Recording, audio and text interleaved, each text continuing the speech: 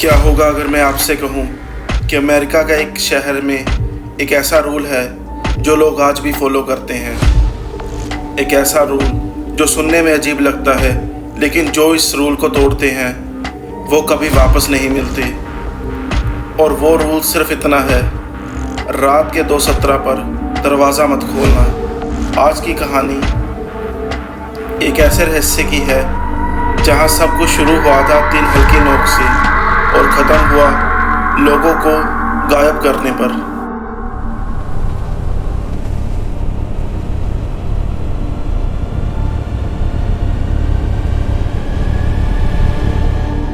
(2019) Asheville, north Carolina. एक शांत और सुंदर शहर। यहाँ रहती थी 29 साल की एक नर्स, सारा मिचेल। सारा की लाइफ काफ़ी नॉर्मल थी। रात की शिफ्ट करती थी और सुबह घर लौट आती थी। 11 अक्टूबर की रात भी कुछ अलग नहीं थी। वो हॉस्पिटल से थकी हुई घर आई, खाना खाया, टीवी देखा और सोने चली गई। लेकिन फिर रात के ठीक 2:17 पर 3 हल्की नोक से उसके अपार्टमेंट के दरवाजे पर सुनाई दी। सारा ने सोचा कोई नेबर होगा।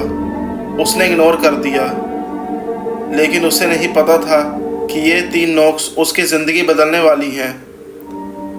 अगली रात फिर वही हुआ, ठीक 2:17 पर 3 नोक्स।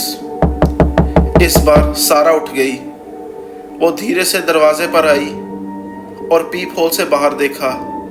हॉल में पूरी तरह खाली था। ना कोई आदमी, ना कोई आवाज़, ना कोई मूवमेंट। सारा को लगा शायद किसी बच्चे की शरारत होगी, लेकिन उसके दिल में एक अजीब सा डर बैठ चुका था। तीसरी रात सारा तैयार थी। उसने अपना फ़ोन रिकॉर्डिंग मोड पर रख दिया और इंतज़ार करने लगी। 2:17 रिकॉर्डिंग चल रही थी। सब कुछ रिकॉर्ड हो गया, लेकिन जब उसने रिकॉर्डिंग दोबारा सुनी तो उसके होश उड़ गए। नोक के बाद एक हल्की सी आवाज़ सुनाई दे रही थी, एक विस्पर जो कह रही थी, सारा ओपन द डोर। सारा ने कभी अपना नाम किसी को नहीं बताया था, कम से कम उस बिल्डिंग में तो नहीं। फिर ये आवाज़ उसका नाम कैसे जानती थी? अगले कुछ दिनों में बिल्डिंग के और लोगों ने भी कंप्लेंट्स करनी शुरू कर दी। सबकी कहानी एक जैसी थी। रात के 2:17, 3 नोक्स और बाहर कोई नहीं। कुछ लोगों ने कहा कि उन्हें किसी ने उनका नाम लेकर बुलाया। कुछ ने कहा उन्हें दरवाजे के नीचे किसी का साया दिखा।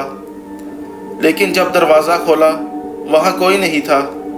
पुलिस को बुलाया गया, लेकिन पुलिस को कुछ भी अनयूजुअल नहीं मिला। केस वहीं ख़त्म हो गया। बिल्डिंग मैनेजमेंट ने सिक्योरिटी कैमरास चेक किए और यही वो मोमेंट था जहां चीज़ें और भी ज़्यादा अजीब हो गई। हर रात 2:16 AM तक फुटेज नॉर्मल रहती थी, लेकिन जैसे ही 2:17 होते कैमरा फ्रीज हो जाता, एग्जैक्टली 45 सेकंड्स के लिए, और फिर नॉर्मल हो जाता। किसी को समझ में नहीं आ रहा था कि ऐसा क्यों हो रहा है। क्या यह टेक्निकल ग्लिच था या कोई जानबूझकर कैमरा को डिसेबल कर रहा था? आज तक कोई जवाब नहीं मिला। उस बिल्डिंग में माइकल रीव्स नाम का एक आदमी रहता था। माइकल को ये सब बकवास लगता था। उसका कहना था कि लोग बस अफवाह फैला रहे हैं। और फिर एक रात 2:17 पर उसके दरवाजे पर भी नोक हुई। माइकल गुस्से में उठकर खड़ा हुआ और बिना सोचे समझे दरवाज़ा खोल दिया। उसके नेबर्स ने चिल्लाने की आवाज़ सुनी और फिर सन्नाटा। पुलिस कुछ ही मिनट्स में वहां पहुंच गई, लेकिन माइकल गायब था। उसका फ़ोन टेबल पर था, वॉलेट वहीं था, कार कीस वहीं थी, लेकिन माइकल का कोई नामो निशान नहीं था, जैसे वो हवा में उड़ गया हो। माइकल के गायब होने के 2 दिन बाद एक लोकल इंटरनेट फोरम पर एक एनोनिमस मैसेज पोस्ट हुआ। उस मैसेज में सिर्फ इतना लिखा था, The rule exists for a reason. If you hear 3 knocks at 2:17, don't answer, don't speak, don't look outside. Wait until 2:18. Police ने उस अकाउंट को ट्रेस करने की कोशिश की, लेकिन अकाउंट पब्लिक वाईफाई से क्रिएट हुआ था। उसके पीछे कौन था ये कभी पता नहीं चला।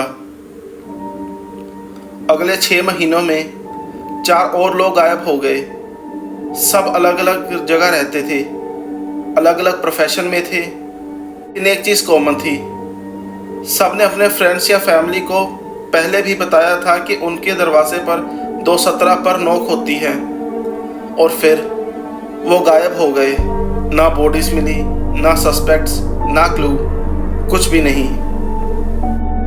आज भी कुछ लोग क्लेम करते हैं कि ऐशविले के पुराने अपार्टमेंट्स में रात के 2:17 पर 3 नॉक सुनाई देती हैं, और जो लोग क्यूरियोसिटी में दरवाज़ा खोल देते हैं वो दोबारा नज़र नहीं आते। तो अगर आज रात आपके दरवाजे पर 2:17 पर सुनाई दे तो याद रखना, दरवाज़ा मत खोलना, क्योंकि शायद बाहर जो खड़ा है वो इंसान नहीं है। अगर आपको ये वीडियो पसंद आई तो इसे लाइक करें, शेयर करें और मेरे चैनल को सब्सक्राइब करें। ऐसी वीडियोस मैं रोज़ डालता हूँ। और कमेंट में बताएं आपका इस केस के बारे में क्या कहना है।